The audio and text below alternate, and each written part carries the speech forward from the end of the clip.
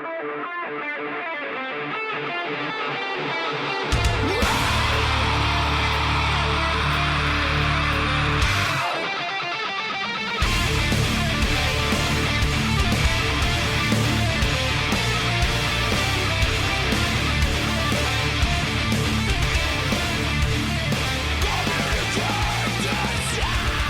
right, here we go. Today is Monday, April 23rd, 2018, and this is episode 217 of the Defensive Security Podcast. My name is Jerry Bell, and joining me tonight, as always, or almost always, is Mr. Andrew Callett. Yeah, there's been a few times I haven't been here. Yeah, not many. Yeah. But I'm here tonight. That's all that counts. For good or ill. It's all that counts. And by the way, 31 days. 31 until the GDPR comes into effect and the world as we know it comes to an end. I cannot tell you the more and more emails I'm getting right now from various vendors and suppliers and consultants. Yeah, all GDPR. I've even gotten emails from vendors telling me that I needed to do different, certain specific things for the podcast to make it GDPR compliant. And did you? No. Dude, they're going to fine us 4% of our revenue. Bring it. They're going to be sadly disappointed. In all honesty, I think there's a good 80% of companies going, let's just wait and see what happens and see who gets fined first, and then we'll figure out what we really need to do. Wait for some judgments to come down. Yeah, I unfortunately, I think you're right. That's a really perilous position to take, but something that I've been living and breathing, and it's a risk trade-off, right? You're sort of going, I'm not going to be, as a company, you could be saying, I'm not going to be the one that gets caught. So let's let somebody else get caught and figure out how much we actually need to spend. Because if you overspend on it, it's just a waste of money to executive eyes. Well, that's certainly true. And you may end up spending on things that you may end up not only overspending, but spending on the wrong stuff. And so you end up still having to do a whole bunch of remediation. Yeah. So, I think there is some... And potentially like inhibiting a profit stream or, messing up a business line. I mean, it's such an unknown right now, I think, to so many companies that I don't know. It is. I was just mentioning to you before we started recording that I started a Twitter thread that kind of went off the rails, but it is, I think, a very good example of the wildly, I should say, varying interpretations of how the regulation applies and who it applies to and when it applies. And, there's been dozens, maybe hundreds of comments of, different opinions. And these, by the way, are people who, in general, are probably those whose responsibility it is to comply with the GDPR in the first place. So does this mean that the actual regulation is poorly written, if there's that much confusion out there? I will say, and I've said this before, I think it is a very poorly written regulation. Now, I don't want that to be interpreted as me saying that the intention of the GDPR is bad, right? If you are a privacy-minded person and country, the intentions of the GDPR seem good, right? The GDPR itself is not well written. It's at places contradictory. It's vague. It's just not well written. And not to say that like U.S. laws are the pinnacle of literary devices, but I think a lot of other countries in the world look at the U.S. right now and look at the Facebook debacle going on with Cambridge Analytica, and are just agog that we have such loose privacy laws in the U.S. Yeah, and that is absolutely true. I guess I'm speaking more of just the way the law is constructed, right? Gotcha.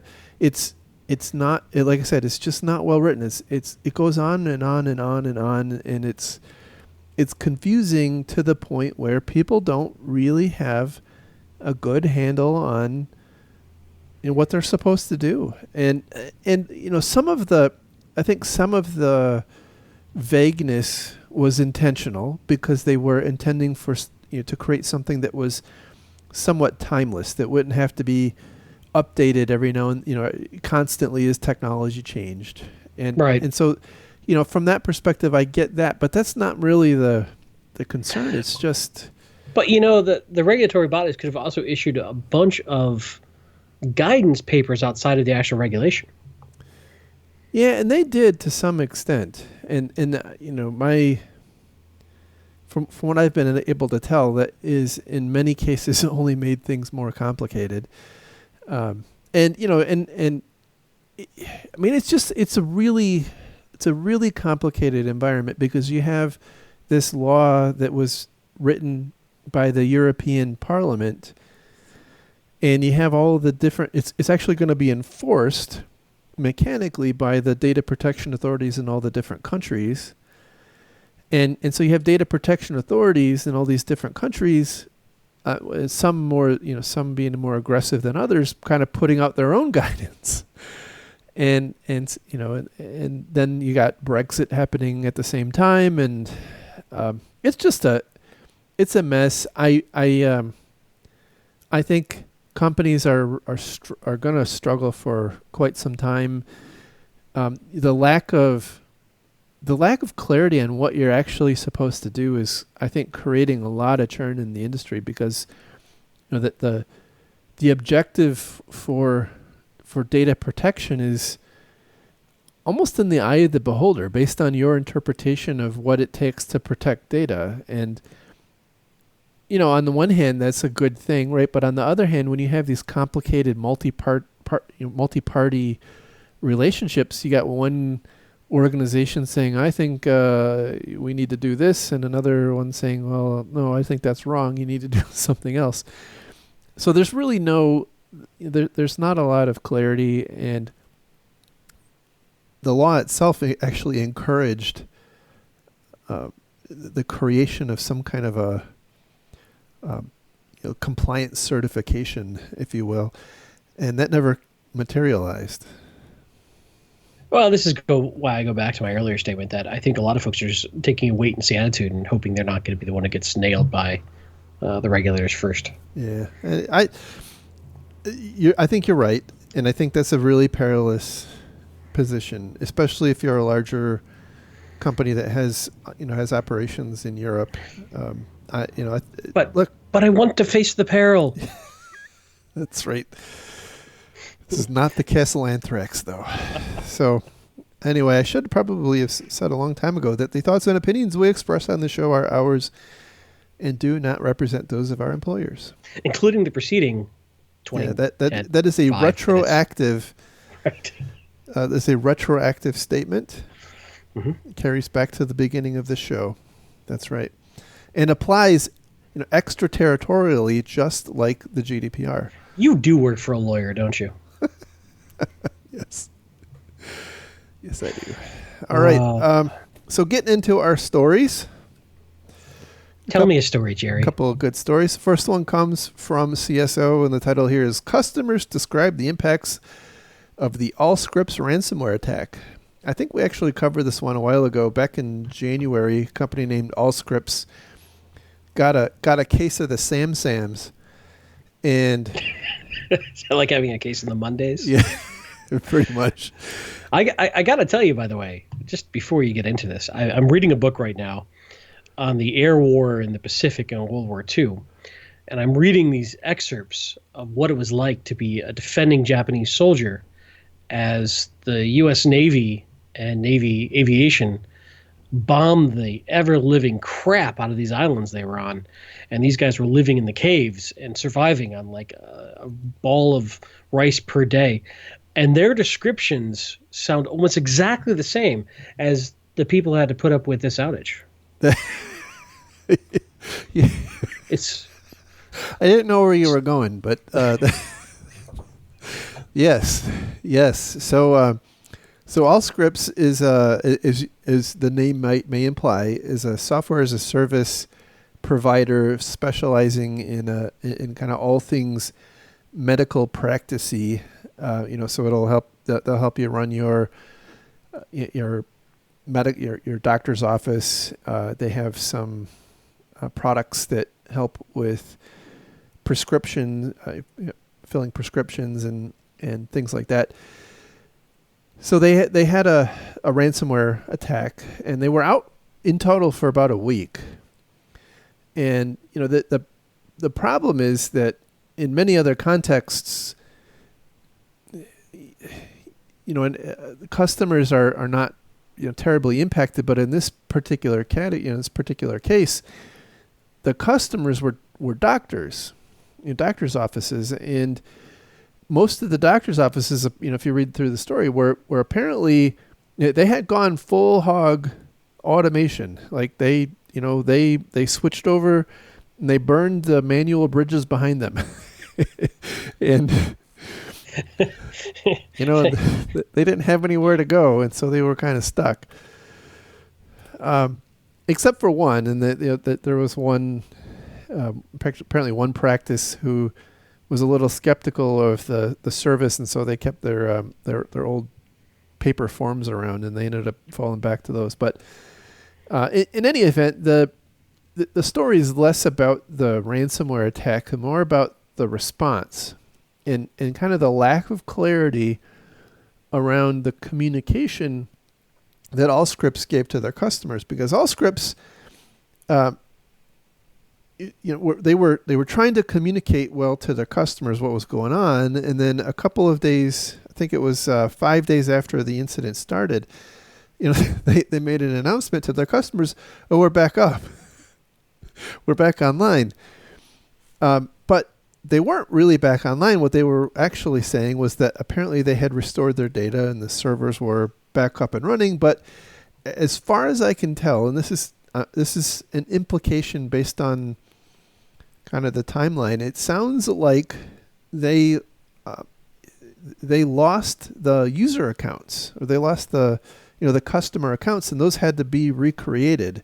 I'm guessing manually, just based on the timeline. It sounds like that was a separate, kind of on a separate track from restoring the data. And so, their customers were basically furious that the company was reporting that the systems had been restored, yet they couldn't access them. Now, when I started reading this, I'm like, oh, here we go, another case of a company screwing up the messaging. But when you read the message that Allscripts actually put out,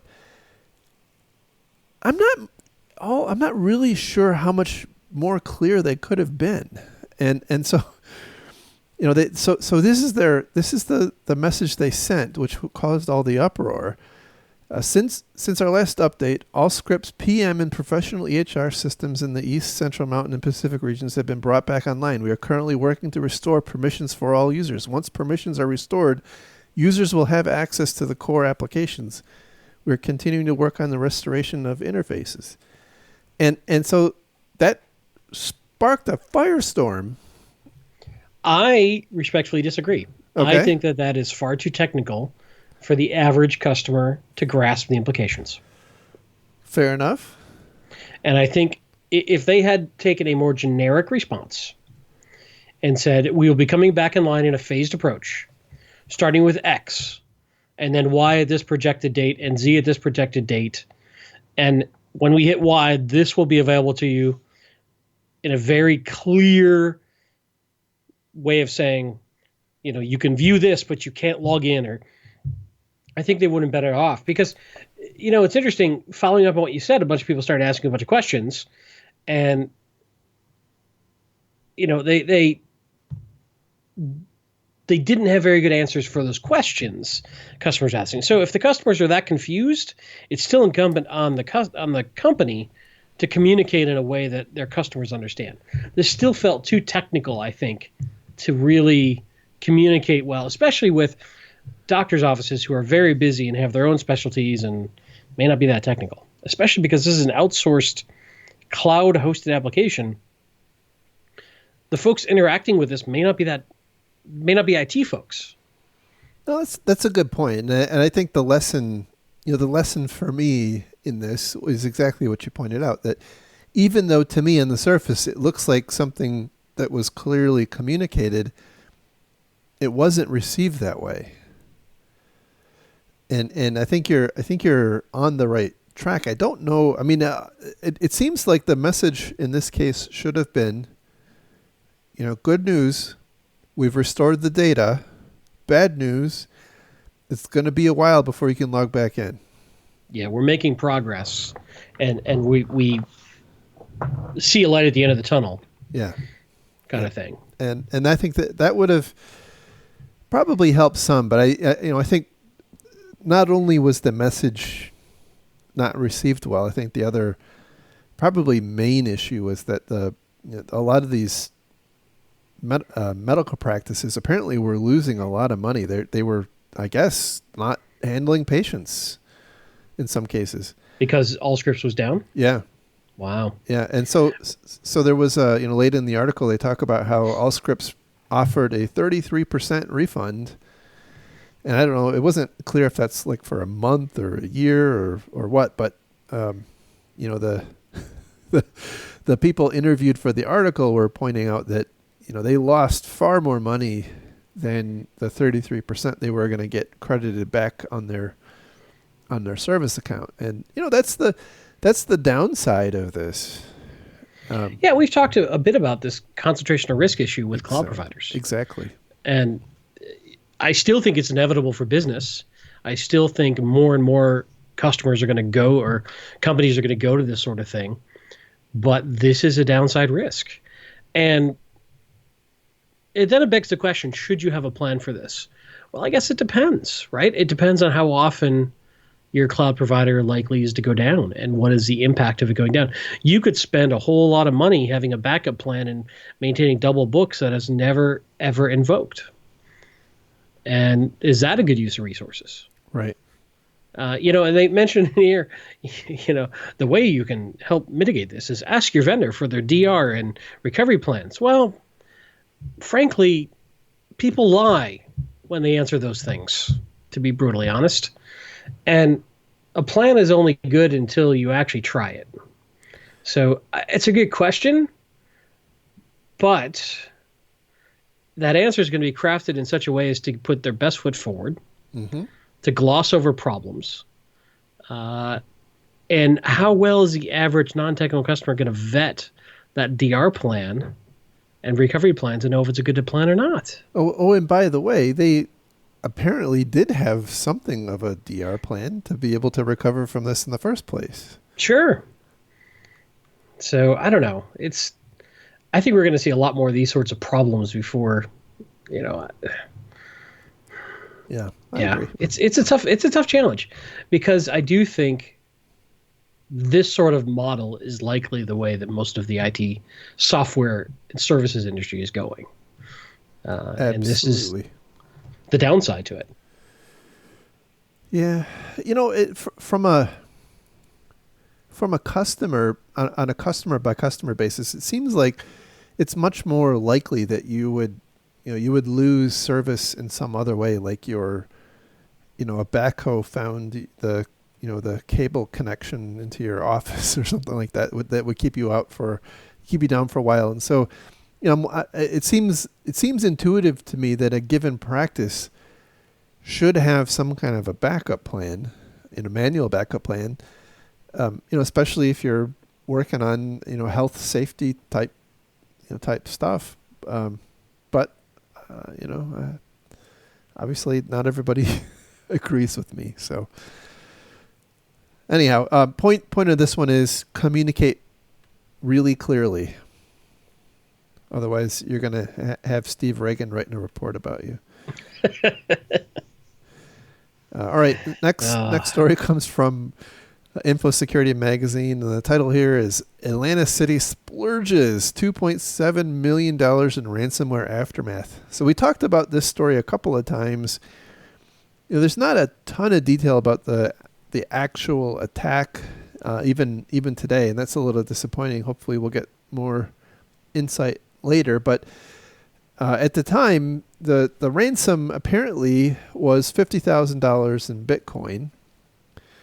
However, in the in the ensuing aftermath, apparently the city of Atlanta spent a whopping $2.7 million in responding to this incident, and that apparently included 8 separate emergency services contracts, including one from SecureWorks, one from Ernst & Young, a couple from private, unnamed private companies. So, it's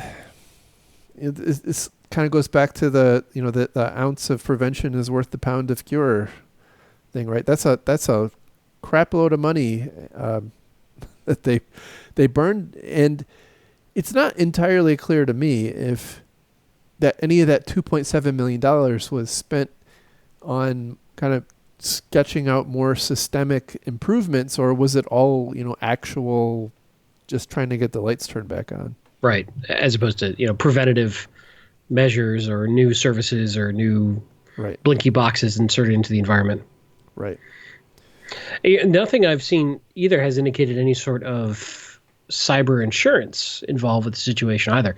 They could, don't know, but nope, I've not heard anything. It's been a little, like I said, it's been a little disappointing that we haven't heard anything. I mean, given that they are a public institution, I've got to imagine that at some point it's going to have to be released. The details will have to be released, but I got to say, it's a really tough call, because the article goes on to talk about, should they have just paid the ransom? Hindsight's always 50-50.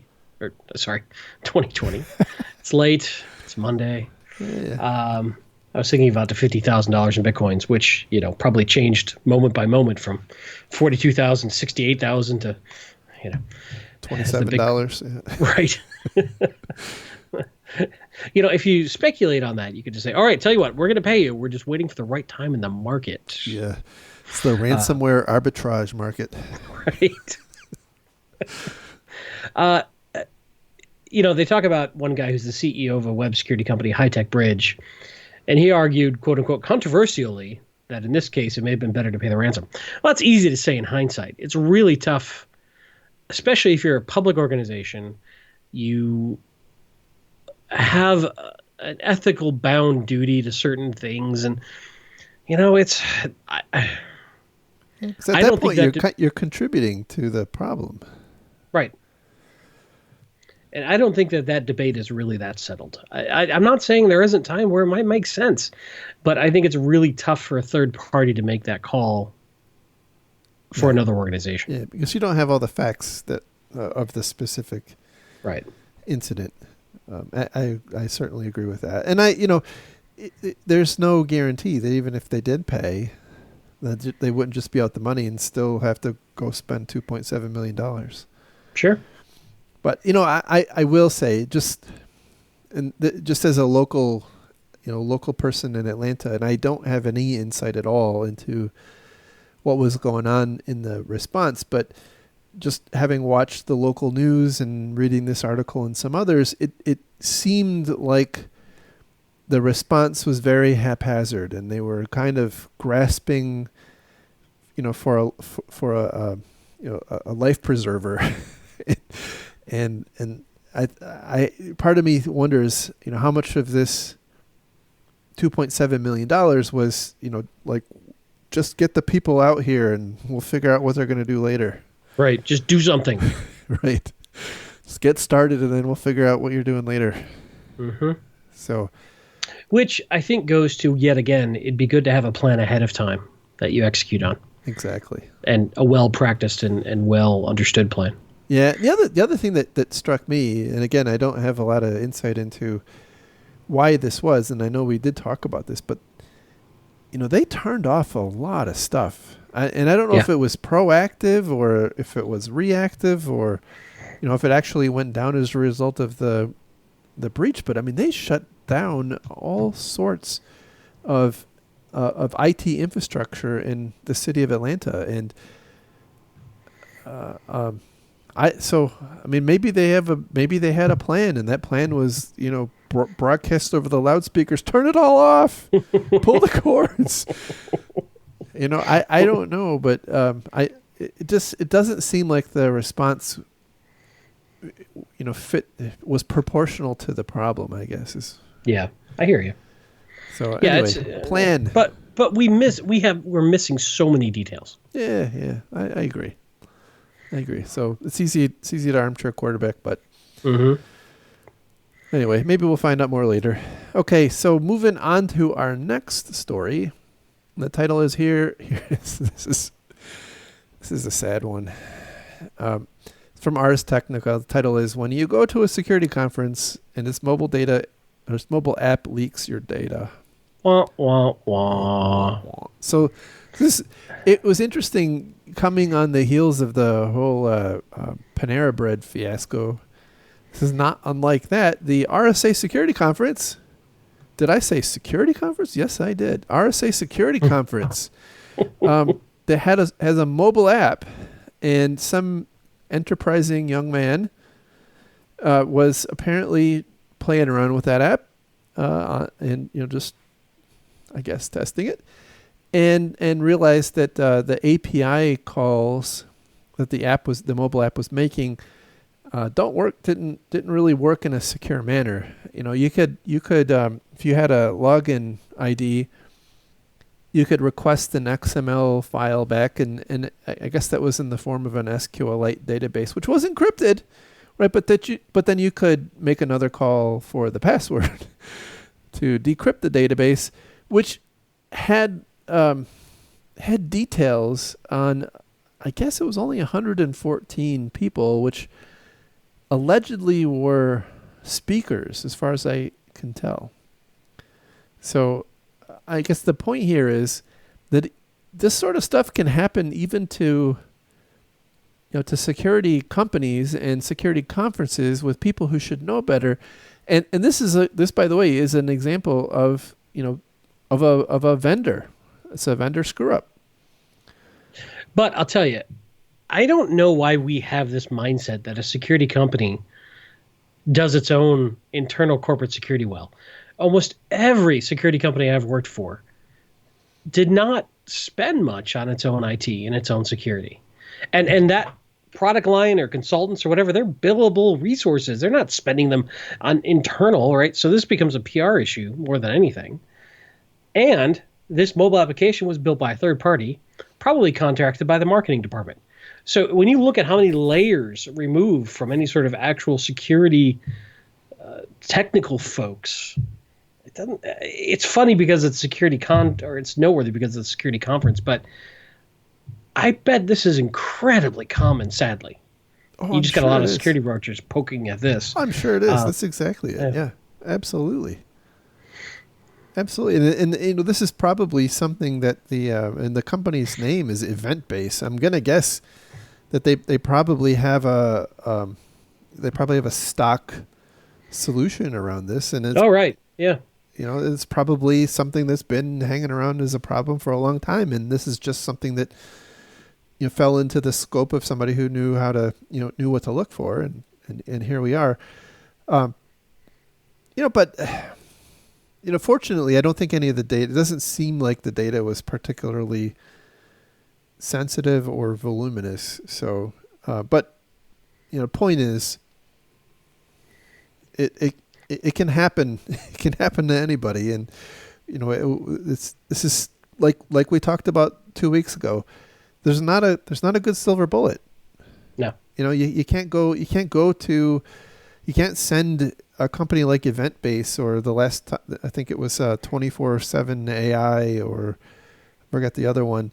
You can't just send them a spreadsheet and have them return it Right. and expect be able to make a determination that this vendor is secure. Yeah. So the question would be something like, do you do static and dynamic code analysis? The answer, yes. That's right. Okay, they did it. Great. Right. Moving on. Okay, send me your last 6 months of reports and the remediation tracking of these issues and the internal tickets that were open to solve it. No, they're not going to do that. That's right. And even if they did, it's still... No, you're right. Third-party risk management gives me the eye twitch this week. It's getting more complicated. It's And I don't have a good answer, which is the problem too. It's just I think I'm basically raging against the false sense of security of these vendor questionnaires. I think they're nearly worthless. Yeah, well, I mean, you could always ask for a sock too, because that's way better, right? Show me how you match up to the NIST cybersecurity framework. Tell me how you stop the MITRE ATT&CK framework. That's right. If you were a car, what kind of car would you be? Wait, wrong question. No, that's yeah. What's your biggest fault? Yes. Oh nope. So moving on to our last story for tonight, and yes, Matlock is calling. So title comes from Wired, and the title here is "Inside the Unnerving Supply Chain Attack That Corrupted CCleaner." CCleaner, not CC Cleaner. I got it right this time. Good job. I know, it's the little things. So this story comes after a presentation given by the CTO of Avast. And Avast is the company that bought the company named Piriform, and Piriform was the company who made CCleaner. And so the talk was about the kind of the trials and tribulations of what happened in this breach. And so I thought it was pretty insightful. Yeah, very cool article. So and we don't see enough of this, to be perfectly honest. And now I think the specific facts of the case lended itself to this being made public because Avast, in my view, had an opportunity to throw the former company that really no longer exists under the bus, and kind of come away from this looking good. And like I said, I praise them for the transparency because I think we can all learn from it. But anyhow, the way it went down was the attackers logged into developer workstation at Piriform prior to the acquisition.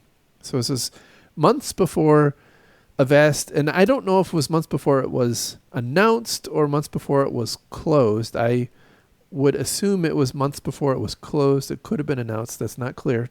Timing's not clear on that. But in any event, one thing I want to say on that is developer workstations are a special kind of dangerous.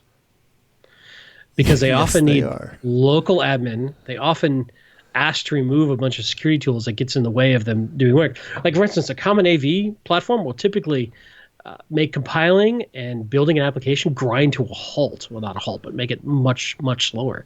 So 95% of the time I've dealt with developers, there's usually some sort of negative impact by security tools that causes them to start asking to remove security tools. So highly sensitive environment, less security tools present, and they have admin rights. Right. Scary. What's not to love about that, right? So anyway, to make it even better, the developer workstation was apparently running TeamViewer because why not? Well, yeah. And so the attacker apparently was able to log in with credentials. So it's not known how the attacker got the credentials to log into TeamViewer, but it's presumed that it could have been through password reuse, or maybe it was through a phish. I mean, it's really very difficult to say, but they don't speculate on that part. So the attacker gained a foothold on this initial workstation, did a little bit of lateral movement, and then installed this piece of malware called ShadowPad, which apparently it was, it's been around for a while, common, APT style Trojan, and had keylogger type functionality and other, kind of all the normal badness. And then they went quiet apparently for a long time. And then 2 weeks after acquisition, that was apparently when the attackers actually started their work. They then started tainting the CCleaner binaries, and again, it's not entirely clear if they updated the source before it was compiled or if they did it after it was compiled. That all that is not clear, not described in the article. But they had access to developer workstation, so it's not hard to to use your imagination on what exactly happened there. Can I make a recommendation? Sure. Going forward, anytime we talk about these sort of like deep supply chain attacks, can we have bumper music of Tainted Love? Ooh, that's a good idea. Okay, carry on. That's a really good idea. So anyhow, the bad guys tainted the download. Download got published and was downloaded 2.25 million times. Now, to Avast's credit, they acted pretty quickly, and they within 3 days were able to obtain access and control over the command and control system that the malware delivered with CCleaner used. And through that, they found that about 1.65 million systems had actually installed the infected binary. Do we know how Avast found out that this malware had been embedded? Yeah, well, that is actually the subject of some debate, because there is at the time, at least, there was some claim that Cisco Talos had detected it, and then there was another group called Morphosec, and then I don't link to it here, but I remember that there was an assertion by Avast that it was not Cisco Talos that found it; it was somebody else, and I'm not clear if that meant it was Morphosec or so. Somebody else found it, and apparently brought it to the attention of Avast. Gotcha. Now, who exactly found it apparently is the subject of some debate. So probably a nation state. Obviously. If we could blame nation states for everything, we might as well, say they all do all the good stuff too. Obviously. Absolutely. Probably. So in the analysis of the command and control server, they found out that of the 1.65 million infected systems, they pushed the same ShadowPad malware to only 40 systems. And those 40 systems apparently were owned by 11 different tech companies. So the embedded malware called home to some sort of command and control set up by the bad guys. Correct. And once they kind of got an inventory who was calling home, they only went after 40 specific targets. Correct. At 40 specific PCs at 11 different targets. Interesting. So kind of a broad, almost like a watering hole attack, turning into a targeted intrusion. Yeah. It's like putting out a big net, reeling it in, looking through what you caught, and then targeting the specific victims. Now, they don't talk about in this story, who those 11 companies were or why they think they were targeted. There is an assertion in here that it was perpetrated likely by a Chinese-speaking actor, simply because the malware that was used was apparently written in a Chinese language. We all know that that's not a great thing, but apparently the same piece of malware and some of the other tactics were seen attacking a Russian finance ministry. So, who knows? Who knows? Could be I don't know. Could be China. I mean, could be Luxembourg. Could be Luxembourg, right? Could be you. Could be me. Probably not, though. Mm-hmm. I got you're too busy. GDPR stuff to worry about. So anyway, the CTO of Avast, his point in explaining all this was the process of due diligence when companies buy another company probably needs to mature quite a lot, because when you are acquiring another company, you're not only buying the good stuff, you're buying whatever latent crap is in their network. And I've seen this, by the way, I've seen this particular kind of problem, not to this scale, right? But I've seen similar things in the past, and this is a relatively common problem when you buy a smaller company that may not, maybe what we like to call entrepreneurial in their security controls. No, it's a very real thing, especially if the first thing you do is connect your networks or something like that.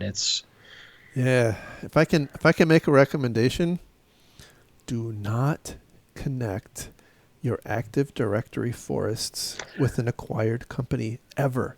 No. But Jerry, they've got to be able to log in. No and no. But Jerry, they got to authenticate. Oh my gosh. Someday I'm going to write a book. I probably won't be able to remember anything by then, but but this is a tough one. And I've also seen sort of the flip side where divestitures of companies, and how do you cut them off, and when do you? People don't think through any of the security or technical implications.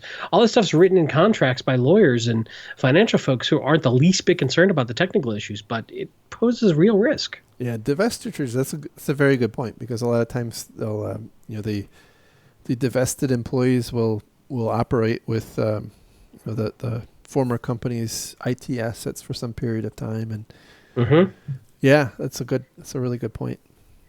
So, and it's, unless you really focus on this stuff and build a budget and a project planner on this stuff, it usually just kind of floats by in the background, and we'll just see what happens. Roll the dice. Right. Well, but anyway, I did appreciate this article, and I'm glad that they talked through this stuff. And I, for my own personal selfish reasons, I'd love for more companies to come out and talk deep about what happened and why, and what their response was, and help us all learn from it. Yeah, absolutely. And it's got to be very uncomfortable for a company to do this, because it's kind of airing your laundry. And I know that the average company's legal counsel and whatnot probably strongly advises against such things. But from a from an outsider's perspective, and from from my perspective at least, this kind of not necessarily full disclosure, but this kind of disclosure, I in my view at least, restores some amount of trust. Like that, okay, they understood what happened, and and I presumably they've made some significant changes to learn from this, and they're contributing back to the to the knowledge of the industry at large, and all that's good stuff. So I commend them, and like you said, I hope more companies do the same. So anyway, Agreed. that is the show for this evening and this week. I appreciate everyone's attention, and thank you very much to our Patreon donors. And you can find links to the stories we talked about on our website at www.defensivesecurity.org. You can follow Mr. Callett on Twitter at Lurg. You can follow me on Twitter at MaliciousLink. You can follow the show on Twitter at DefensiveSec. And with that, I think we will talk again next week. Hey, and by the way, we'll be at B-Sides Atlanta. Oh, that's right. That's 2 weeks, I guess, right? It is 2 weeks. Sweet. Awesome. Indeed. So if you're there and you're one of our 5 listeners, come say hi. That's right. But aside from that, thanks everybody. Have a great week. You guys are awesome. Take care. Bye.